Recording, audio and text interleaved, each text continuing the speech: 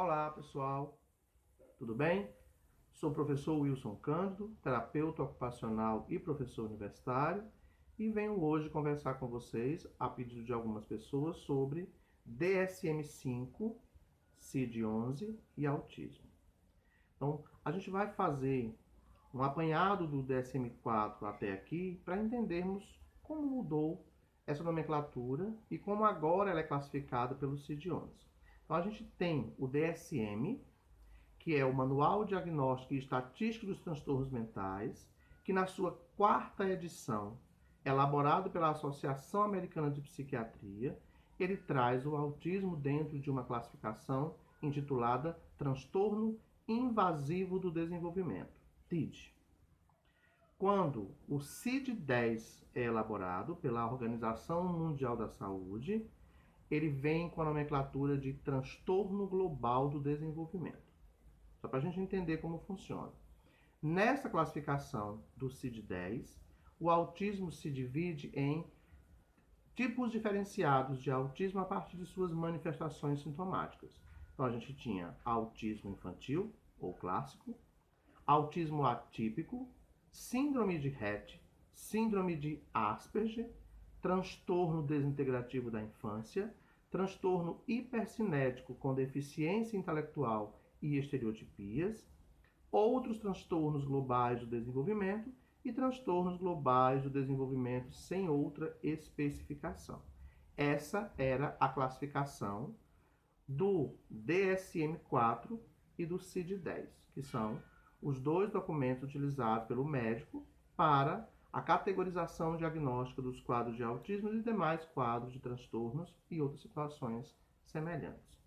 Nós tínhamos esse documento até 2014, quando a Associação Psiquiátrica Americana lança a 5ª edição do DSM, Manual Diagnóstico e Estatístico dos Transtornos Mentais, na sua 5ª edição, onde nesse documento deixa de existir esses subtipos de autismo e agora o DSM-5 classifica o autismo como um tipo de transtorno do neurodesenvolvimento. Veja bem, um tipo de transtorno do neurodesenvolvimento que, segundo o DSM-5, vem classificado pelos níveis de prejuízos, onde ele chama de nível 1, o autismo leve, transtorno do espectro do autismo leve, que ele diz que esse nível 1, mesmo sendo leve, precisa de apoio. O nível 2, classificado como moderado, onde ele diz que precisa de apoio substancial. E o nível 3, que seria o autismo severo, transtorno do espectro do autismo severo, que exige apoio muito substancial. Essa é a classificação do DSM-5, que trazia o autismo dividido em 3 níveis, leve, moderado e severo, nível 1, 2 e 3. Em junho desse ano de 2018, a Organização Mundial da Saúde lança oficialmente o CID-11. No CID-11, o autismo vem dentro de um capítulo chamado Distúrbios do Desenvolvimento Neurológico, que é a mesma coisa que o DSM-5 trazia como transtorno do neurodesenvolvimento, né? E ele continua chamando o autismo, de acordo com o DSM-5, e agora no CID-11, como transtorno do espectro do autismo. Só que o CID-11, ele não classifica o autismo por níveis de prejuízos, como o DSM-5. O CID-11, ele traz o autismo classificado agora a partir da presença de prejuízo intelectual ou de prejuízo de linguagem funcional. Então, se a gente for entender agora como o CID-11 traz o autismo, ele diz, a referência é 6A02.0, transtorno do espectro do autismo sem deficiência intelectual e com leve ou nenhum prejuízo de linguagem funcional. Esse é o primeiro subtipo do autismo a partir do CID-11. 6A02.1, ele vem autismo com deficiência intelectual e com leve ou nenhum prejuízo de linguagem funcional. 6A02.2, autismo sem deficiência intelectual e com prejuízo de linguagem funcional. A 6A02.3, autismo com deficiência intelectual e com prejuízo de linguagem funcional. 6A02.4, autismo sem deficiência intelectual e com ausência de linguagem funcional.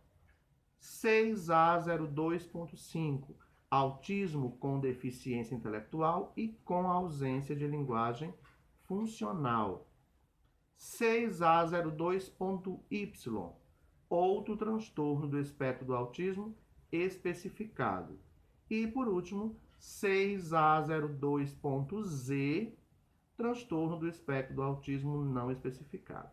Tá? Essa agora é a subdivisão dos tipos de autismo dentro do CID-11, que classifica agora o autismo com ou sem deficiência intelectual, com prejuízo ou ausência de linguagem funcional. Lembrando que o CID-11 vai ser ainda apreciado em 2019, no Congresso de Medicina, e só a partir de 2021 é que ele passa a ser oficialmente utilizado pelos médicos para a classificação de todas as condições, inclusive para o autismo, tá? Só para a gente entender essas situações ligadas a nomenclaturas, entendendo que a expressão é transtorno do espectro do autismo, que agora pelo CID-11 vai ser classificado sem deficiência intelectual, com deficiência intelectual, com leve ou nenhum prejuízo de linguagem funcional, com prejuízo de linguagem funcional ou com ausência de linguagem funcional.